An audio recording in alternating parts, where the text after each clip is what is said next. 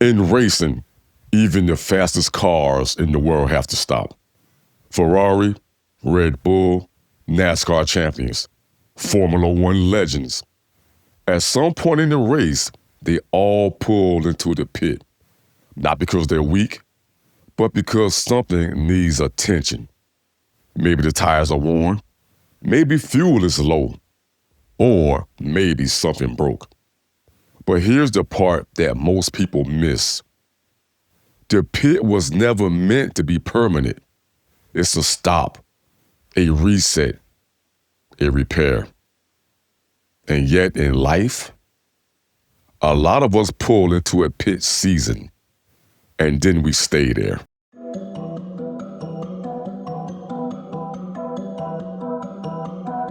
Welcome to Articulated Illustration, where we see things from unusual angles. I'm your host, Dwane Richardson Sr. This podcast is sponsored by me. And if you want to invest in purpose, let's make it happen.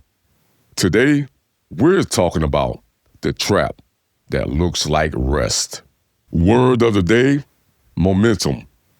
Momentum is the force that keeps something moving forward. In racing, momentum is everything. You can have the fastest car on the track, but if you lose it at the wrong moment, the race passes you by.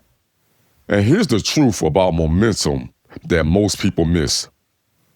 You think you lost your momentum. No, it doesn't just disappear. You give it away. Every day you stay parked in a pitch season that you should have left is a day that you hand your momentum to somebody else. So let's understand this from the jump. It's not always what stopped you that defines you. It's how long that you stayed stopped. Here's something that most people don't realize about racing. The best drivers in the world don't just experience pit stops. They expect them. They plan for them. The crew is ready and the equipment is ready. And also, the strategy is ready. Because even the best machines on Earth cannot run forever without maintenance. And we have to realize that life works the same exact way. Sometimes life pulls you into the pits. A marriage ends. A diagnosis changes everything. A financial hit knocks the wind out of you. Or something inside of you just breaks. And suddenly, you're sitting, still wondering, is the race over? No. The pit stop doesn't mean the race is over. It means something needed attention. The danger is believing the pit is where you belong. Because the longer someone sits in the pits of despair, the easier it becomes to build a home there. The pit of depression, the pit of regret, and the pit of what could have been. And if you're not careful, what started as a temporary stop becomes a permanent parking spot. And let me show you something. There was a man in the Bible named Joseph. Joseph didn't walk into a pit. He was thrown into one by his own brothers, betrayed, stripped, left in a place he didn't choose. Catch this.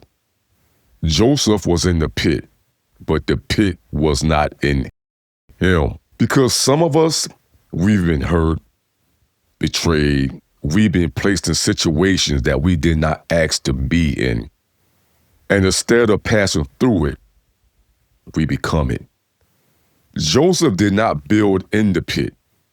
He didn't settle there, and he did not call it home. He got pulled out, and he kept it moving. And that's the difference. Some people are in pits because life put them there. But others stay in pits because they decided to live there. It's a stop. And stops are supposed to end. And another thing about racing, drivers don't fix them cars themselves. They have a pit crew. People get assigned to put them back in the race fast.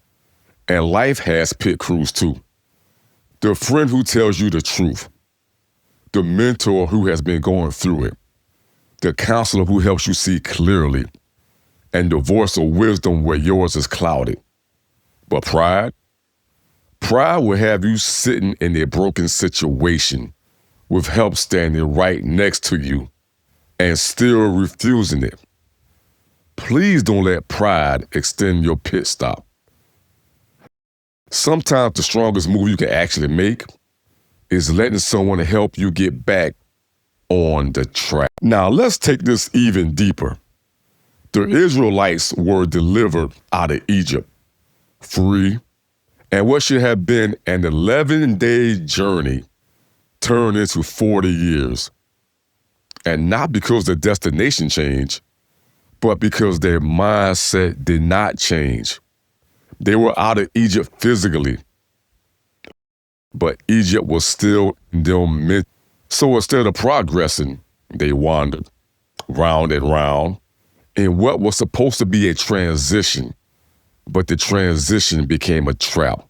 And that's what happens when you stay into a pit too long.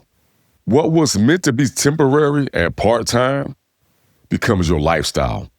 And some of us right now are living in a 40-year pit stop. Why? Because we won't move when it's time to move. And here's what racers understand. Every second in the pit costs you position. Every delay matters. And life works the same way, my friends. The longer you stay bitter, the harder it becomes to forgive. The longer you stay in self-pity, the harder it becomes to move. And the longer you stay in fear, the harder it becomes to try again. Staying too long doesn't protect you. It does the opposite. It conditions you. It slows your thinking. It weakens your confidence. And it convinces you that stuck is safe. And eventually, the real danger will show up. Not failure, but giving up on a race entirely. Now picture this. A driver pulls into the pit. The crew moves fast. Tires change. Fuel topped off. The damage repaired. Everything the driver needs is done. And then they just sit there. Engine running. Track wide open. Race still happening. But they won't move. At some point, you wouldn't feel sorry anymore. You lean forward and ask, what are you waiting for? And that same question applies to us. You've been given time. You've been given insight. You've been given another chance. So, what are you waiting for?